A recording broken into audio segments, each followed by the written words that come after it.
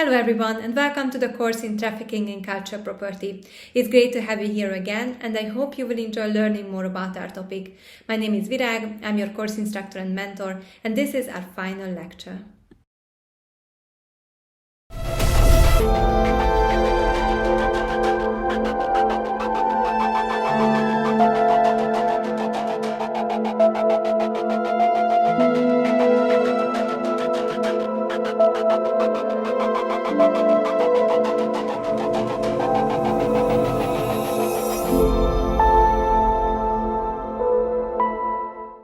Here is the last list of weekly questions. Please pause the video and try to answer them. I'm sure you are ready for the final quiz. Today we will summarize the knowledge that we learned in the last couple of weeks, and I will give an introduction to my MBA thesis, which is about the ethical aspects of antiquities investments, namely do no harm by investing in antiquities.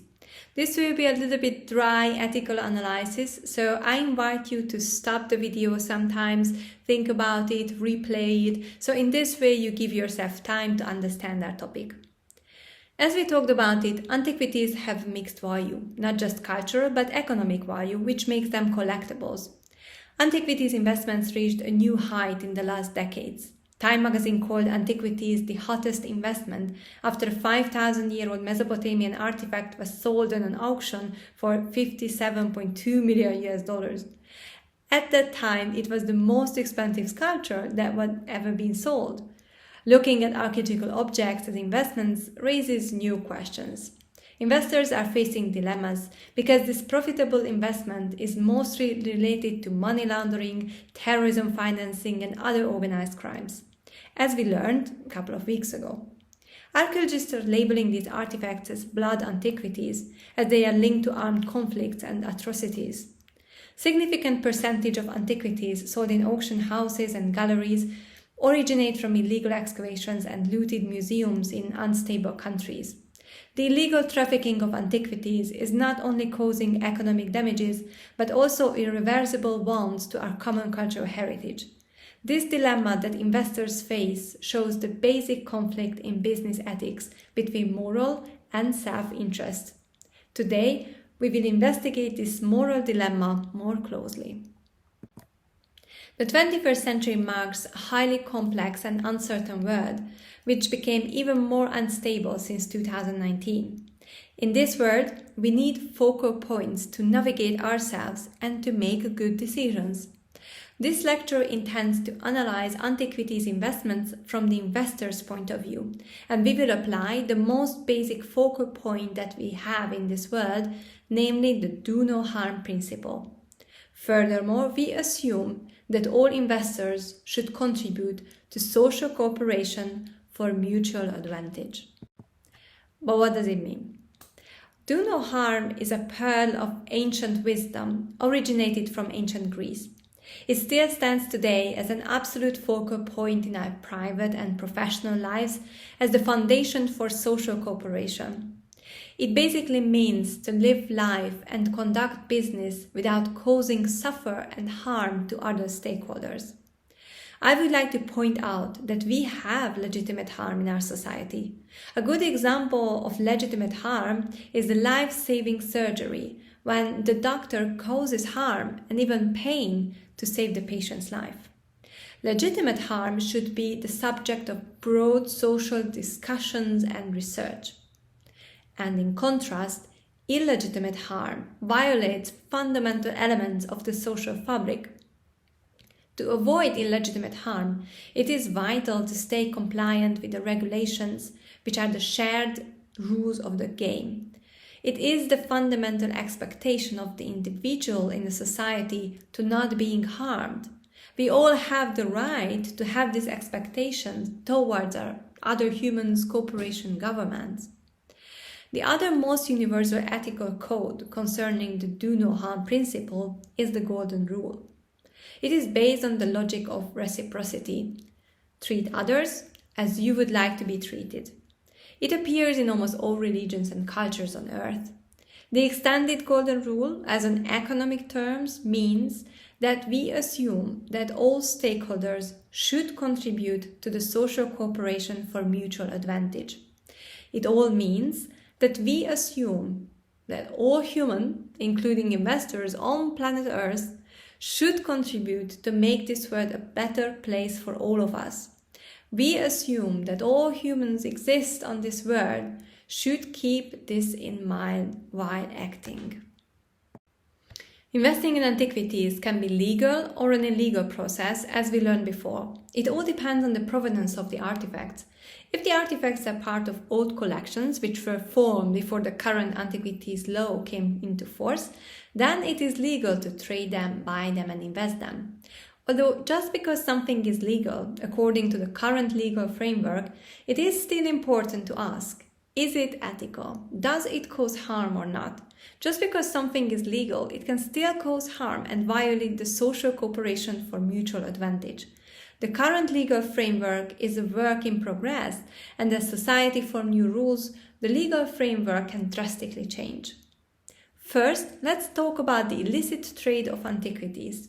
Shall we invest in antiquities originating from illegal sources? Well, of course not, but why not?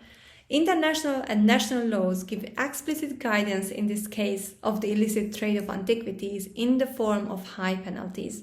It causes harm to the social cooperation for mutual advantage for many reasons.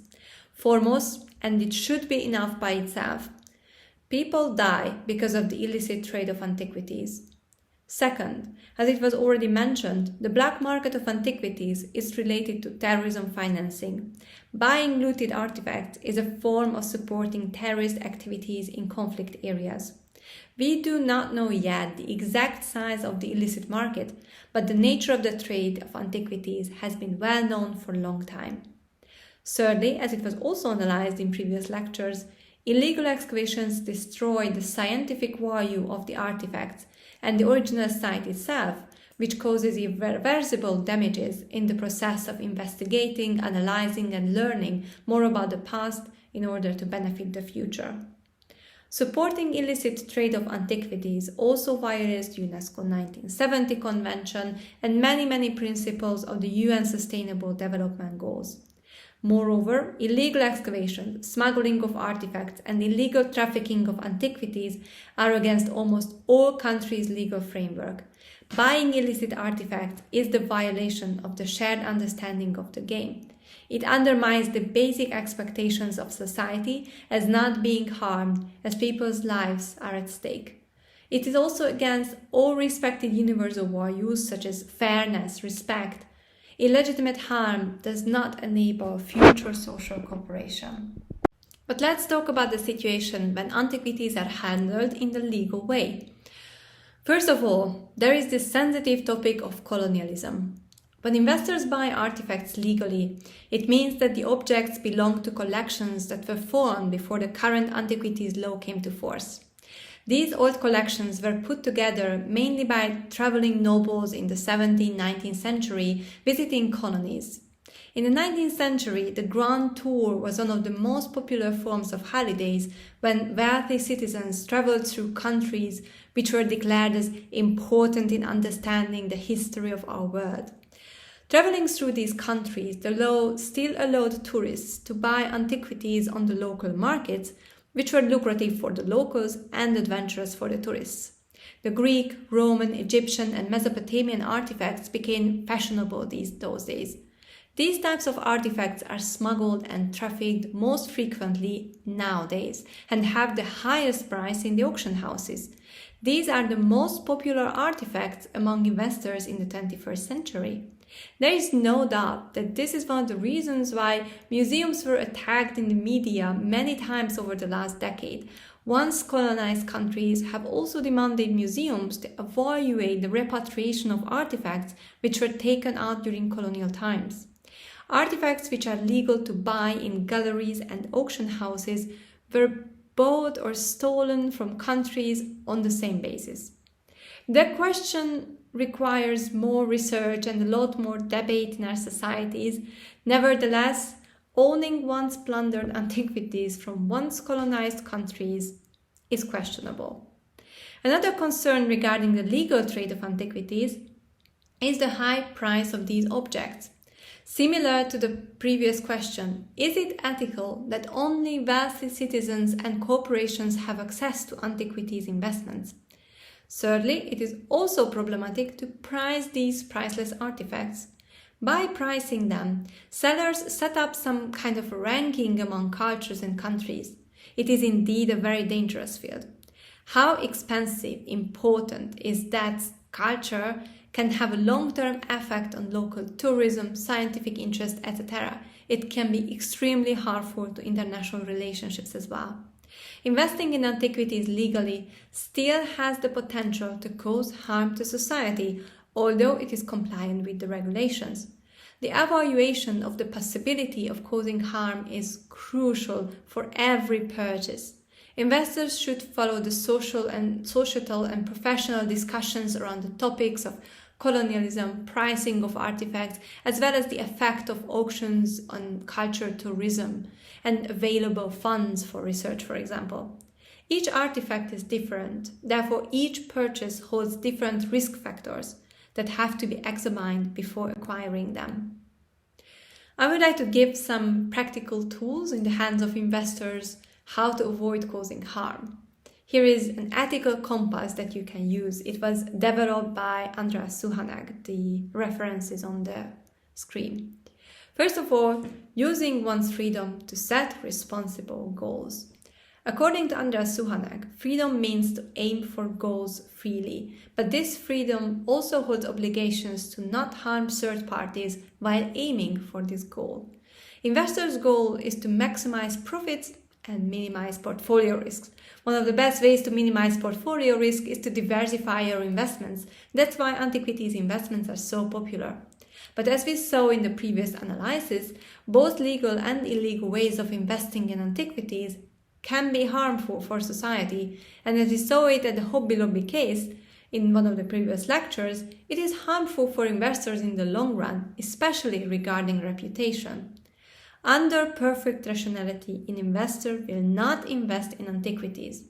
Investors have the responsibility to inform themselves about the consequences and the harm that can be caused to third parties by their antiquities investments and by their goal to maximize profit. Investors are responsible in setting up and reaching their goal in a way that does not cause harm to society and to social cooperation. The second one is recognizing social and temporal embeddedness. Good leaders are aware of the different dimensions of their embeddedness. Embeddedness in reality, time, and social circumstances. While investing in antiquities, it is recommended to first of all have sufficient knowledge about the broader picture and the journey of the antiquities that are sold in legal or illegal ways. Secondly, investors should have sufficient knowledge about the legal frameworks. International rules and recommendations, like the 1970 Convention, serve a compass as well.